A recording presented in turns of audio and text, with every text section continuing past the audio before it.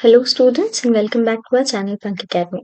तो एक छोटे से ब्रेक के बाद हम स्टार्ट कर रहे हैं हमारा चैप्टर नंबर 3, एकदम new chapter from class 11 which is plant kingdom. और इस चैप्टर में हम कवर करने वाले हैं प्लांट किंगडम के 4 divisions which is algae, bryophytes, pteridophytes and gymnosperms. Angiosperms के लिए हमारा एक डिफरेंट चैप्टर है जिसमें हम उसको डिटेल में पढ़ेंगे। और प्लांट किंगडम के एनसीईआरटी के कुछ स्टेटमेंट्स ऐसे हैं जो स्टूडेंट्स को कंफ्यूज कर देते हैं। तो मैं ये चैप्टर पढ़ाऊंगी खुद के बनाए गए नोट से जिसमें मैंने सारे एनसीईआरटी के लाइंस को इजी वे में लिखा हुआ है। So without wasting any time let's get started.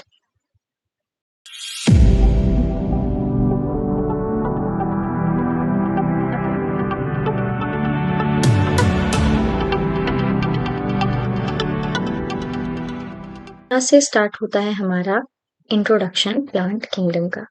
तो अगर हम बात करें इस चैप्टर में हम किससे डील करेंगे, हमारा फर्दर क्लासिफिकेशन प्लांट किंगडम का, जिसको हम पॉपुलरली बोलते हैं किंगडम प्लांटे। अगर हम बात करें किन फर्दर क्लासिफिकेशन की बात हो रही है तो बात हो रही है हमारे एल्गे की, ब्रायोफाइट्स की, टेरिडोफाइट्स की, जिम्नोस्पर्म्स की और थोड़ा बहुत एंजियोस्पर्म्स।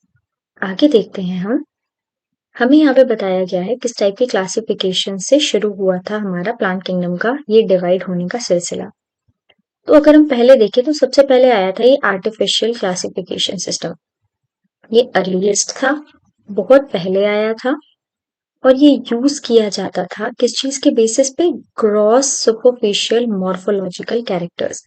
अब ये क्या होता है, ग्रॉस का मतलब होता है ऊपरी जो कैरेक्टर्स होते हैं, मॉर्फोलॉजिकल, मॉर्फोलॉजी हमने पढ़ा था कि ऊपर से कैसा दिखता है कोई भी चीज, जैसे कि उसकी हैबिट, मतलब वो कहाँ रहता है, उसका कलर, वो किस कलर का है, number, shape of the leaf, plant कैसी जगह पर रहता है, उसका कलर कैसा है, उसका नंबर कितना है और उसकी लीव्स का शेप कैसा है।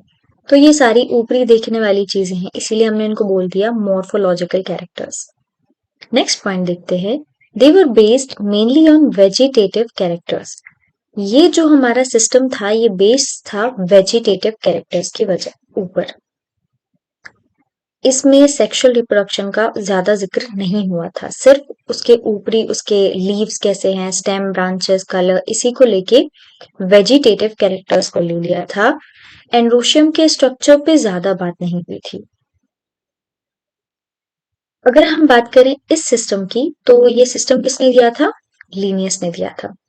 नेक्स्ट देखते हैं, सच सिस्टम वर आर्टिफिशियल। आर्टिफिशियल मतलब मैनमेड। ये जो सिस्टम था ये बहुत ही ज्यादा आर्टिफिशियल था, इसमें बहुत सारे कैरेक्टर्स को नहीं लिया गया था।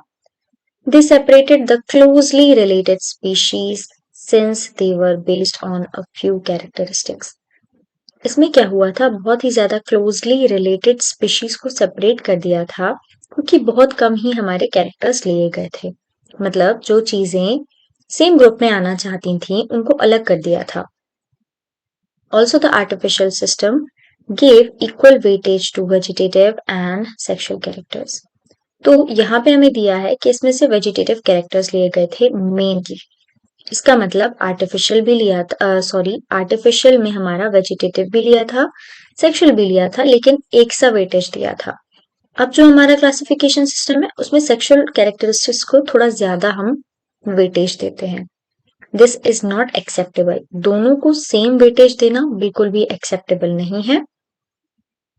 We know that often the vegetative characters are more easily affected by environment. जो हमारे वेजिटेटिव कैरेक्टर्स होते हैं वो अफेक्ट हो जाते हैं हमारे एनवायरमेंट से। हैबिटाट बदलता है, वो अलग अलग चीजों के लिए इवॉल्व हो जाते हैं। इवॉल्व मतलब एवोल्यूशन होके उस चीज में चेंज आ जाता है और वो उसी कैरेक्टर को ही अपना एक परमानेंट ट्रेट बना लेते हैं। इसका मतलब वेजिटेटिव कैरेक्टर्स जो हैं हमारे वो एवोल्यूशन से बदल जाते हैं। लेकिन अगर हम बात करें सेक्सुअल कैरेक्टरिस्टिक्स की तो ये ऐसे आसानी से नहीं बदलते हैं। इसीलिए जो हमारा आर्टिफिशियल क्लासिफिकेशन सिस्टम था उसको अलग कर दिया। दिया किसने था, हमारा लीनियस ने। किस टाइप के हैबिट्स के बेसिस पे किया था, ग्रॉस सुपरफिशियल मॉर्फोलॉजिकल कैरेक्टर्स के बेसिस पे। नेक्स्ट देखते हैं, और इसका एक और इम्पोर्टेंट लाइन है कि वेजिटेटिव और सेक्सुअल कैरेक्टर्स को सेम वेटेज दिया था। नेक्स्ट देखते हैं स्टूडेंट, हमारा है नेचुरल क्लासिफिकेशन सिस्टम। इसमें क्या हुआ था, ये जब डेवलप हुआ था विच बेस्ड ऑन नेचुरल एफिनिटीज, इसमें जो हमारा बेसिस लिया था वो नेचुरल एफिनिटीज पे था among the organism and consider not only external characters के साथ साथ इसमें इंटरनल फीचर्स भी लिए थे। मतलब लीफ कैसा दिखता है, किस कलर का है, कितना नंबर है, वो तो देखते ही थे, लेकिन हम इसके अंदर का इंटरनल स्ट्रक्चर भी लेते थे। अल्ट्रा स्ट्रक्चर, एनाटॉमी, अंदर से वो कैसा है, एम्ब्रियोलॉजी, वो कैसे अपना एम्ब्रियो का स्ट्रक्चर जो है पूरा करता है, आगे कैसे बढ़ती है पूरी फर्टिलाइजेशन की स्टेजेस। फिर फाइटोकेमिस्ट्री मतलब एवोल्यूशन, उसकी एंसेस्टर्स के बारे में पढ़ना। हमने उसका अल्ट्रा स्ट्रक्चर लिया, अंदर से उसका स्ट्रक्चर कैसा है। हमने उसका एनाटॉमी लिया, उसमें किस टाइप के वास्कुलर बंडल्स हैं, किस टाइप का अरेंजमेंट है। एम्ब्रियोलॉजी कैसी है, उसका एम्ब्रियो कैसे बनता है, किस टाइप से डेवलप होता है। फाइटोकेमिस्ट्री, उसके एंसेस्टर्स कौन कौन है। Such classification of flowering plants, flowering plants का ये क्लासिफिकेशन हमारा किसने दिया था, बेंथम एंड हुकर ने। तो ये बहुत ही इंपॉर्टेंट साइंटिस्ट के नेम्स हैं, आप इसको हाईलाइट करके याद कर लें क्योंकि ये नीट में बहुत बार पूछा गया है। अब देखते हैं स्टूडेंट्स, हम हमारा फाइलोजेनेटिक क्लासिफिकेशन सिस्टम, दो सिस्टम्स हमने कवर कर लिए हैं। पहला था हमारा आर्टिफिशियल, दूसरा था हमारा नेचुरल। ये है हमारा third which is phylogenetic. At present, phylogenetic classification system based on evolutionary relationships between the various organisms are acceptable. अभी के टाइम में अगर हम देखें तो हमारा phylogenetic classification acceptable है। This assumes, ये assume करता है कि organisms belonging to the same taxa have a common ancestors. अगर हमारे दो ऑर्गेनिज्म सेम टेक्सा में आ रहे हैं, इसका मतलब उनके कोई कॉमन एंसेस्टर्स हैं।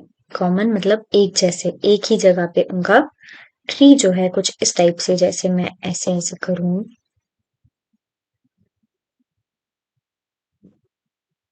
कुछ हमारे ऑर्गेनिज्म जैसे एक यहाँ पर है, एक यहाँ पर है, तो इनका एंसेस्टर कहीं पे यहाँ पे कॉमन तो है।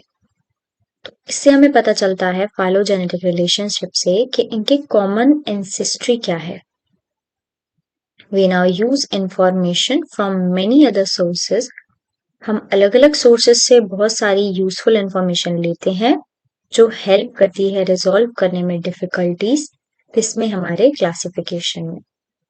These become more important when there is no supporting fossil evidence. तो ये हमारा जो कॉमन एंसेस्ट्री वाला पार्ट है कब काम आता है, जब हमें कोई फॉसिल का एविडेंस नहीं मिलता है, हमें किसी भी चीज का फॉसिल नहीं मिलता है। तो जब फॉसिल नहीं मिला, हमें क्या काम देता है, इनकी एंसेस्ट्री का जो ये हमारा कुछ इस टाइप का चार्ट होता है, उससे हमें सिमिलैरिटीज डिससिमिलैरिटीज के बारे में पता चलता है।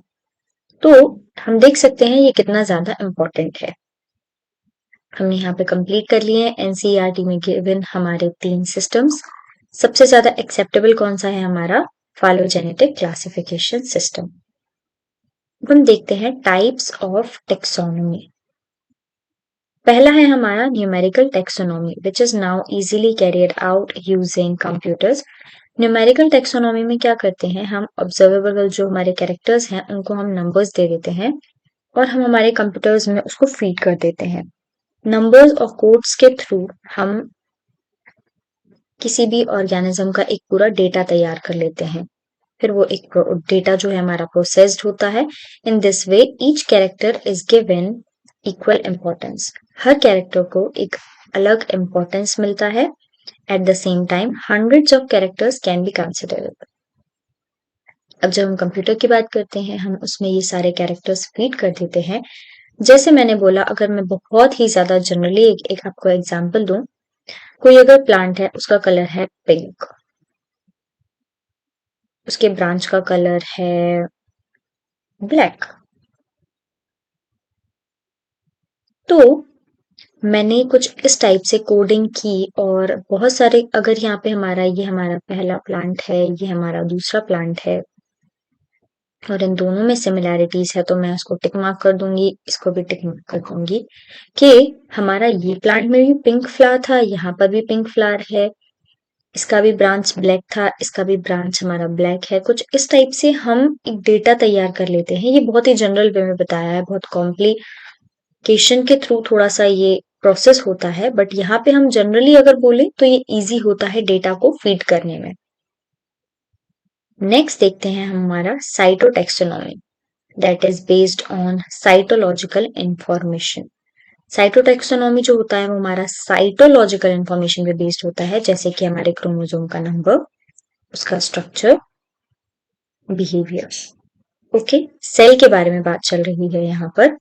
अगर हम बात करें कीमोटैक्सोनॉमी, कीमोटैक्सोनॉमी जो होता है वो that uses the chemical constituent. Chemical constituents किस टाइप का है हमारे प्लांट में रिजॉल्व करने में confusions are also used by taxonomist these day.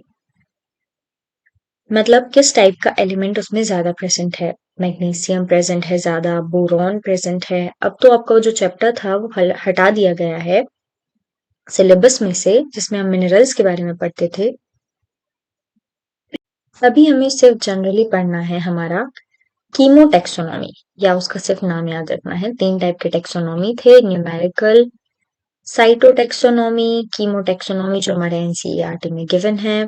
Numerical में हम नंबर एंड कोड्स दे देते हैं, साइटोटैक्सोनॉमी में हम साइटोलॉजिकल इंफॉर्मेशन ले लेते हैं, कीमो में हम केमिकल कॉन्स्टिट्यूएंट्स ले लेते हैं। बहुत ही इजी सा था। यहाँ पे से क्वेश्चन अगर मेनली आता है तो आता है हमारा ये बेंथम एंड हुकर से आता है, कभी कभार लीनियस वाला भी पूछ लेते हैं। सबसे ज्यादा अगर मैं मेन बात करूं तो ये 2 साइंटिस्ट के नेम ही यहाँ से पूछे जाते हैं, और इसमें ज्यादा कोई इंपॉर्टेंट नहीं है, जस्ट जनरल एक इंट्रोडक्टरी पार्ट है ताकि आप चैप्टर से थोड़ा सा फेमिलियर हो जाएं। जो हमारा नेक्स्ट लेक्चर है स्टूडेंट्स, उसमें हम पढ़ेंगे हमारा एल्गी, जो हमारा डिवीजन है, बहुत ही ज्यादा डिटेल में पढ़ने वाले हैं एनसीईआरटी बेस्ड नोट्स के थ्रू, जो मैं खुद आपके लिए डिजाइन करूंगी। तो बने रहे हमारे चैनल पे, तब तक के लिए टेक केयर।